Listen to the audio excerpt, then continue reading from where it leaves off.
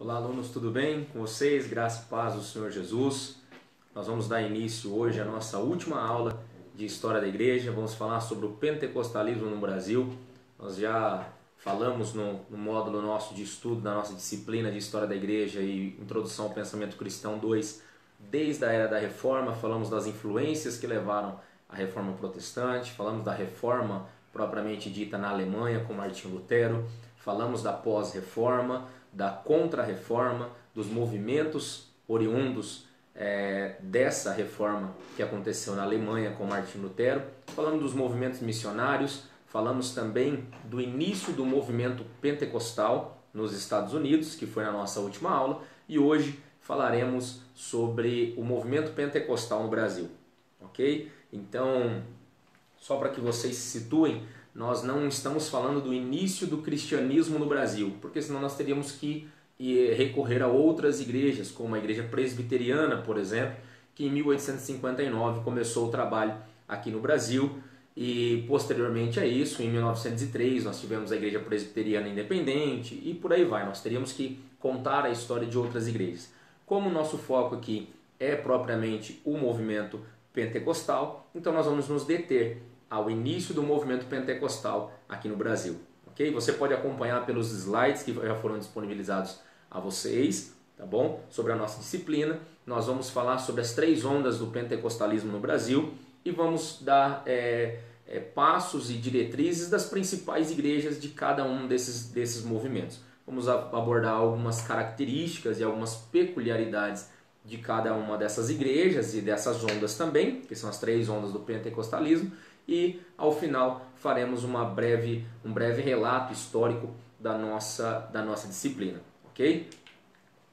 Nós vamos dar início, como eu havia dito, ao movimento pentecostal no Brasil, certo? Nós não vamos entrar em questões doutrinárias, nós não vamos debater questões doutrinárias, porém nós vamos trazer um panorama histórico, tá bom? Porque esse é o intuito da nossa aula de hoje, que é a última aula de História da Igreja, dessa disciplina. As 3 ondas do pentecostalismo, elas são muito conhecidas dentro desse meio, certo? E dentro dos historiadores também, como o pentecostalismo clássico, que ele tinha ênfase no batismo com o Espírito Santo, o deuteropentecostalismo, que era voltado para curas e milagres, mais o batismo, ou ao contrário, batismo com o Espírito Santo mais curas e milagres. E a terceira onda, que é conhecida como neopentecostalismo, ou novo Pentecostes, que é voltado para prosperidade e exorcismo. Nós vamos abordar um pouco mais sobre cada uma delas. A primeira delas é o pentecostalismo clássico. Ele veio para o Brasil através de um homem chamado Luiz Franciscon. Luiz Franciscon, se vocês olharem os slides da aula passada que nós tivemos, vocês vão ver que Luiz Franciscon ele fez parte da igreja de William Durham, juntamente ali com mais 2 pessoas, que foi o sueco Daniel Berg, fundador da Assembleia de Deus no Brasil, e a canadense Anne McPherson, que foi a fundadora da Igreja do Evangelho Quadrangular. Então, nessa igreja de William Durham, Luiz Franciscon foi ali batizado com o Espírito Santo e veio para o Brasil, onde ele funda na cidade de Santo Antônio da Platina, no Paraná, a Igreja Congregação Brasileira, que posteriormente seria chamada de Congregação Cristã no Brasil, certo? E aí essa foi a primeira igreja denominada pentecostal, certo? Eu não vou entrar aqui em parâmetros de doutrinas que hoje a Igreja Congregação Cristã no Brasil desenvolve, porém isso é um relato histórico, então como relato histórico, isso precisa ficar gravado para vocês. A primeira igreja pentecostal que foi fundada no Brasil foi a Igreja Congregação Cristã, fundada por Luiz Franciscon. Como eu disse, nessa mesma igreja de onde vinha Luiz Franciscon, tinha ali Daniel Berg, que era um sueco, um jovem missionário sueco, que veio ao Brasil também na mesma época que Luiz Franciscon, onde nós vamos abordar ele daqui a pouco, e também a Anne McPherson, que funda a Igreja do Evangelho Quadrangular. Nós vamos voltar a falar sobre a Igreja do Evangelho Quadrangular mais à frente, certo? Em meados ali no início, melhor dizendo, da década de 50, de 1950, onde no Brasil é fundada a Igreja do Evangelho Quadrangular. Mas isso nós vamos falar daqui a pouco.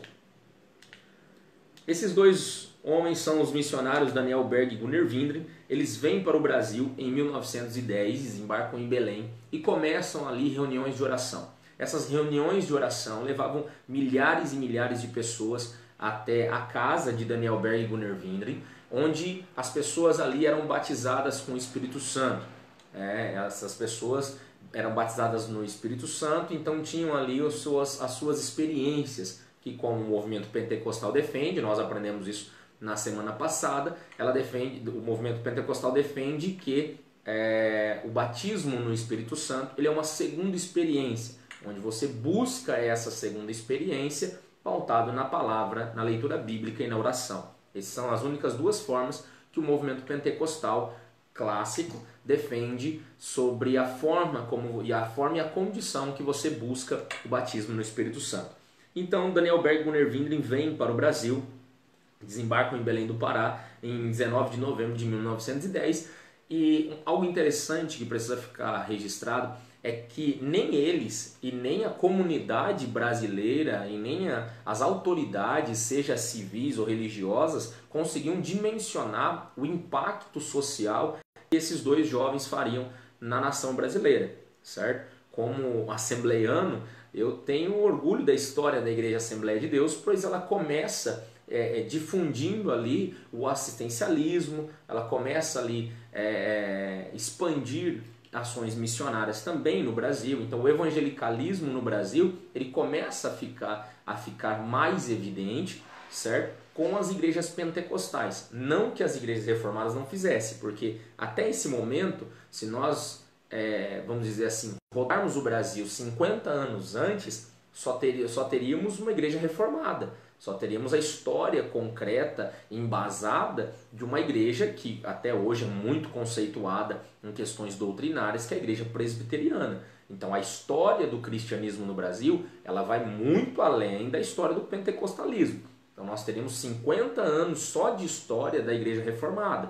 Porém, como eu disse no início, o nosso foco aqui é a igreja pentecostal, certo? Então, dentro da visão pentecostal, o assistencialismo, o evangelicalismo, ele foi de certo modo, ele foi difundido e ele foi expandido para todo o território nacional, mas pelos movimentos pentecostais. Por isso que até tem uma aula do Augusto Nicodemos explicando a diferença entre reformado e protestante, e um dos pontos ele toca nesse sentido, e ele mesmo diz, com palavras dele, que ele diz que a igreja pentecostal ela cresce muito mais porque tem-se voltado para dentro da igreja algo que é essa expansão da igreja, certo? Essa dimensão que se dá à abertura de novas igrejas é muito mais forte e muito mais ampla numa igreja pentecostal do que numa igreja reformada. Se numa igreja pentecostal, por exemplo, se abre 10 igrejas vamos colocar aí, se abre 10 igrejas numa mesma denominação em 10 anos, uma por ano, numa igreja reformada você vai abrir duas. Por quê? Porque a forma de governo é diferente e a condução da abertura da igreja também é diferente. Por isso que o movimento pentecostal ele teve um impacto e ele teve uma expansão muito maior do que o movimento reformado.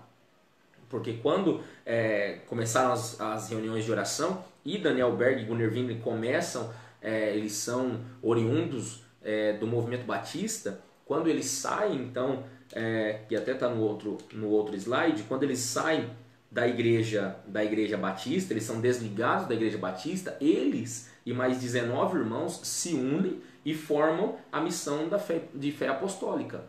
Porque ela não começou com Assembleia de Deus, o nome. Começou-se como missão de fé apostólica. Esse foi o nome oriundo em 1911, quando eles montam, então, ali em 18 de junho de 1911, quando eles fundam a missão de fé apostólica. A partir daí, eles começam a se reunir como igreja. Então as pessoas vinham, eram batizadas no Espírito Santo, tinham ali as suas experiências com Deus, porque o que acontecia, o que aconteceu no movimento pentecostal clássico? O movimento pentecostal clássico, ele nada mais é do que uma extensão da reforma pautada no batismo com o Espírito Santo, porque entende-se que a reforma tratou de todos os pontos menos o batismo com o Espírito Santo. E aí vem o movimento reformado, tanto que é considerado, sugerido, né, por muitos historiadores como a segunda reforma, certo? Essa primeira onda do pentecostalismo. Então nasce ali um braço do cristianismo que defende a fé, basicamente o que a fé reformada defendia, porque as divergências e diferenças que se tem não são diferenças, como é que eu posso dizer, fundamentais da fé. Então, ou seja, a diferença que o pentecostal tem do reformado, ela não é uma diferença que seja a ponto de exclusão de igreja, que seja a ponto de não ser nem considerado como irmãos, como é diferente de outras ondas do pentecostalismo, certo? Então, nesse sentido, a igreja pentecostal, ela meio que acrescentou dentro da fé reformada, vamos dizer assim, o batismo com o Espírito Santo. E aí eu não vou entrar aqui em divergências, porque aí nós penderíamos para divergências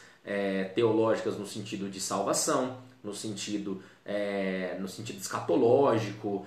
Então, assim, teríamos uma série de divergências teológicas, mas essas divergências teológicas não são fundamentos da fé. Então, eu tenho o fundamento da fé e todos andam em unanimidade nesses fundamentos da fé. Porém, as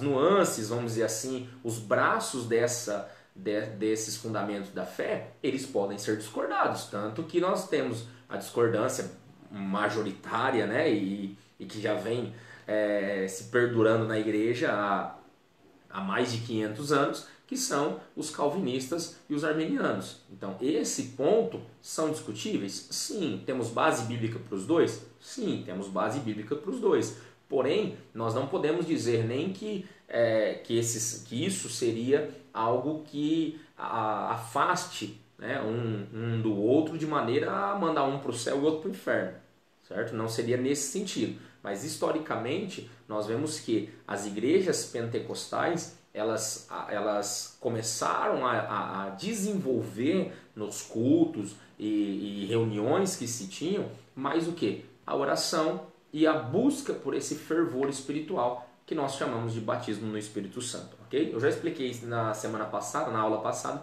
a diferença entre batismo com o Espírito Santo e batismo no Espírito Santo. Por mais que seja um ponto da disciplina de pneumatologia, mas os alunos já foram explicados, já tiveram a explicação dessa diferença, então não vou me alongar no vídeo aqui explicando a diferença desses dois pontos, batismo com o Espírito Santo e no Espírito Santo, ok? E aí depois que eles fundam a missão de fé apostólica, em 18 de junho de 1911, 7 anos depois, em 1918, eles então colocam o nome de Assembleia de Deus. E aí começa-se toda a história de uma igreja centenária no Brasil, que é a Igreja Pentecostal Assembleia de Deus, certo? Ela tem por base a doutrina pentecostal, ok?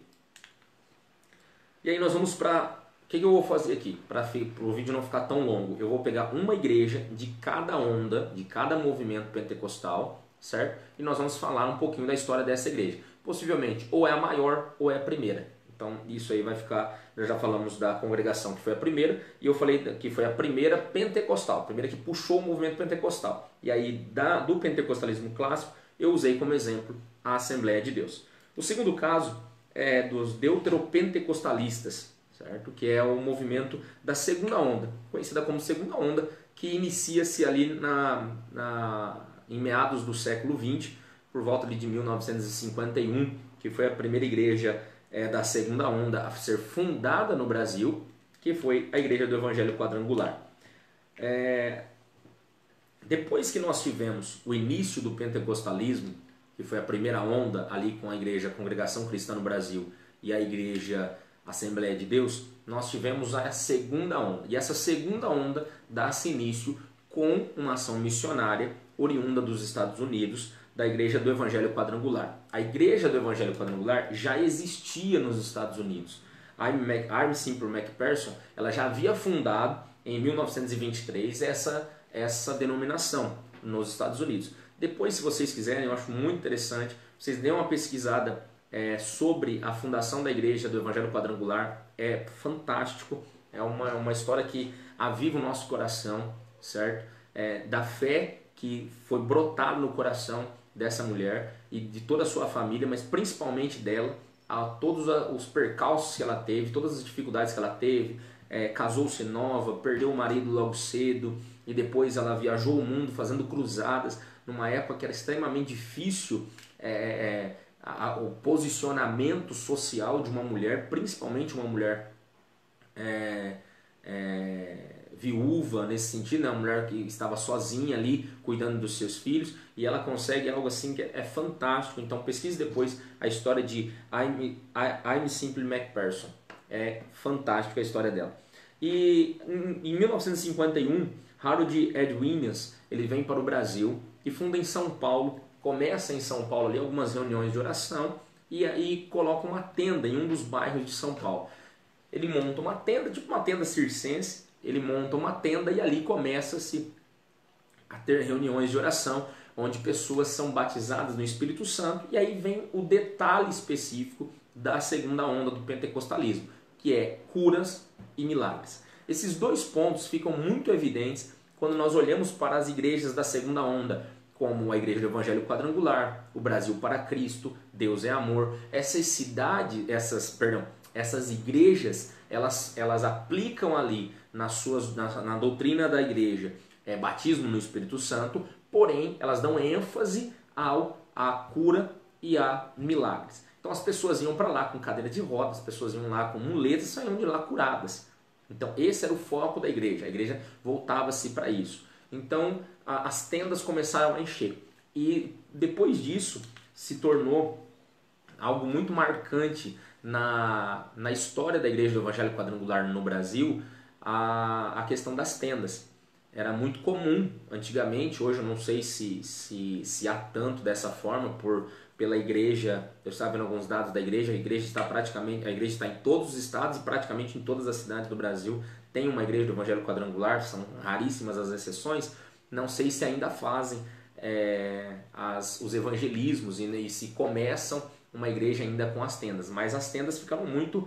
é uma identidade da igreja.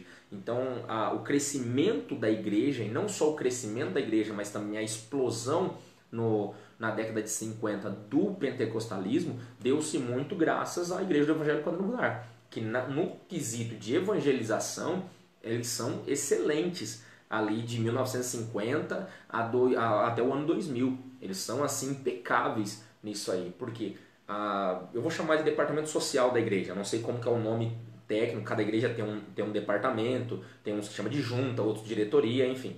É como se fosse um departamento, um ministério social da igreja. Ali as mulheres, elas aprendiam a costurar, a fabricar tendas com circenses, e ali essas tendas eram enviadas pelos missionários, evangelistas, e eles chegavam na cidade, montavam a tenda e começavam a pregar. Começavam a pregar, as pessoas vinham, porque até hoje, se você passar na rua e você vê uma tenda, você fica um pouco curioso, para mesmo sabendo que ele é um circo, ou o que é, você fica um pouco curioso para saber o que pode estar acontecendo lá dentro. E imagine uma tenda dessa aberta ao público, as pessoas iam e começavam a ouvir a palavra, começavam a ser curadas, a pessoa chegava lá com enfermidade, a pessoa era curada. Então aquilo foi uma explosão no Brasil. Esse movimento, puxado muito, sim, pelo Evangelho Quadrangular, esse movimento no Brasil da segunda onda, ele explodiu de uma maneira fantástica, de uma maneira sobrenatural.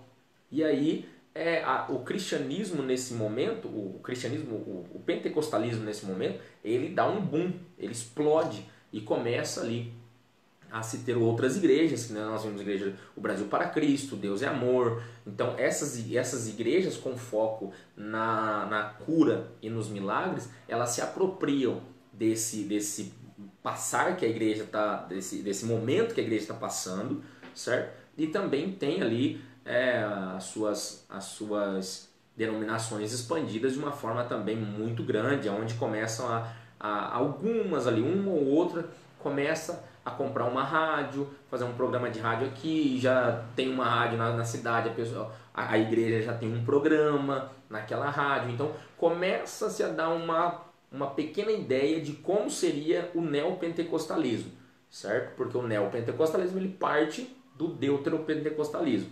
Então começa a se ter uma ideia mais ou menos sobre como seria a linha de expansão, vamos dizer assim, a linha de evangelização das igrejas neopentecostais, ok? E isso se tornou uma marca da Igreja do Evangelho Quadrangular, que é a igreja que nós estamos usando como base aqui para nos referirmos à segunda onda, se tornou uma marca da igreja as pregações com tendas. Como eu disse, eu não sei se ainda hoje acontece isso, né? Se eles ainda têm até hoje essa marca de evangelização, mas eu lembro que nos anos 90, até os anos 90, início dos anos 2000, isso era muito forte no Brasil ainda, as tendas da igreja do Evangelho Quadrangular, ok? E aí nós vamos para a terceira e última onda. E a terceira e última onda é a onda mais nova que temos. Alguns dentro desse movimento, dessa onda do neopentecostalismo, dizem, e aí são palavras desse grupo específico, que se refere à terceira reforma. Por quê? Porque a primeira reforma não deu ênfase ao Espírito Santo, a segunda reforma deu ênfase ao Espírito Santo, mas não falou sobre prosperidade e exorcismo, ok? Então por isso que eles se auto-intitulam como a terceira reforma, passando por terceira reforma. Alguns historiadores do próprio movimento, das próprias igrejas neopentecostais se relatam como, se colocam, né, se intitulam como a terceira reforma. E dentro dessa terceira onda, nós temos a Igreja Sara Nossa Terra, que foi fundada em 1976, temos a Igreja Universal do Reino de Deus, fundada em 1977, que é a igreja que nós vamos usar como base para falar dessa onda. E aí temos Igreja Internacional da Graça do Reino de Deus, temos a Igreja Mundial do Poder de Deus, a Plenitude do Trono de Deus.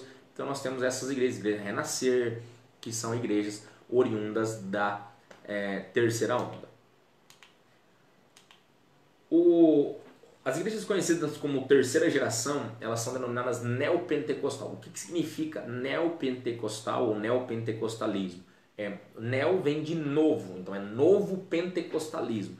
É como se tivesse feito uma reforma da reforma. Por isso que eu expliquei sobre a questão de se intitularem a terceira reforma. Então isso faz com que esse grupo de igrejas eles tenham basicamente a mesma diretriz. Se você olhar uma, você vai meio que tirar ali um preconceito de todas as outras, um preconceito de todas as outras igrejas. Por quê? Você olha uma, as outras elas são basicamente na mesma linha. Diferenciam-se uma coisinha ou outra, mas basicamente elas são todas na mesma direção. E que direção é essa? Pautada na prosperidade e no exorcismo. Se você ligar a TV e assistir um programa da Igreja A, da Igreja Universal, da Igreja Mundial, da Plenitude, dessas igrejas, você vai ver que basicamente é igual. É igual, muda-se uma coisa ou outra, um dialeto ou outro, mas basicamente a direção, a coordenação do culto, da liturgia, a forma, a homilética, a oratória é basicamente a mesma, né? Segue mais ou menos um padrão. Das quais a Igreja Universal do Reino de Deus é a maior, tá, de todas essas igrejas, mesmo tendo perdido muitos membros para o próprio movimento neopentecostal. A Igreja Universal, que é do movimento neopentecostal, perdeu muitos membros justamente para onde? Para o próprio movimento neopentecostal. Isso aí nós vamos falar daqui a pouco. Atualmente a igreja é a terceira maior igreja evangélica do Brasil. Tá? No ranking foi disponibilizado, o último dado que eu consegui foi o dado de 2017, um dado mais preciso de 2017, ao qual foi colocado como a terceira maior igreja evangélica. E a Igreja Universal do Reino de Deus, ela foi fundada pelo Edir Macedo. O Edir Macedo, que era membro de uma outra denominação, ele então sai dessa igreja e ele começa a pregar em um coreto, fazer algumas reuniões ali num coreto no Rio de Janeiro. Pessoas vão se achegando e ele começa a pregar, sempre muito eloquente, ele muito estudado, e ele começa ali a pregar e as pessoas começam a vir, ele começa a fazer reuniões ali nesse coreto. Tem até um filme dele que chama-se Nada a Perder, daí tem um, já saiu até o 2 já, que o 2 conta, o 1 conta basicamente, eu vi isso mais o trailer, o 1 conta basicamente ali sobre o começo da Igreja Universal, os tempos que ele passou preso, né, que ele foi preso, e aí o 2 fala sobre a compra da igreja, da TV Record, que é da Igreja Universal, e também fala sobre a construção do Templo de Salomão. Então, nesses dois, os filmes são divididos nesse sistema. E quando o Edir Macedo ele começa ali em 1977 a Igreja Universal, o seu cunhado está ali junto com ele, e de repente o seu cunhado ali no começo de 1980, o seu cunhado tem uma divergência com eles têm uma discussão, eles brigam em questão eclesiástica dentro da igreja, e o seu cunhado então sai da Igreja Universal e abre uma outra igreja. Que igreja é essa? A Igreja Internacional da Graça de Deus, cujo o pastor, o líder, né, e respectivamente o cunhado do Edir Macedo é o missionário R.R. Soares. Então ele dá início ali à Igreja Internacional da Graça de Deus. Pouco tempo depois, outro bispo muito influente na Igreja Mundial do Poder, da Igreja Universal do Poder de Deus, ele começa a ter algumas divergências com o Edir Macedo e também decide sair da igreja e arrasta uma multidão. É aí então que o número de adeptos da Igreja Universal ela cai drasticamente, levado basicamente por esses dois líderes. Um é o R.R. Soares, o outro é o bispo que abre a Igreja Mundial do Poder de Deus, que na sua denominação é intitulado apóstolo, conhecido como apóstolo Valdomiro Santiago. Então ele começa ali uma outra denominação que também expande e assim explode de uma maneira surreal, né? Com os adeptos ali ao neopentecostalismo. Posteriormente a isso, dentro da igreja também tem outra discussão, aonde mais um braço da igreja sai dali da Igreja Mundial e parte então para abrir o seu próprio ministério, ao qual também passa a se chamar apóstolo, que é a Igreja Plenitude do Trono de Deus do Agenor Duque, ao qual ele também se intitula apóstolo, certo? E dentro desse emaranhado de igrejas, muitas coisas ficam evidentes, ao qual, primeiro, as divergências elas foram eclesiásticas, elas foram estritamente governamentais, certo? E governanças da igreja, tá ok?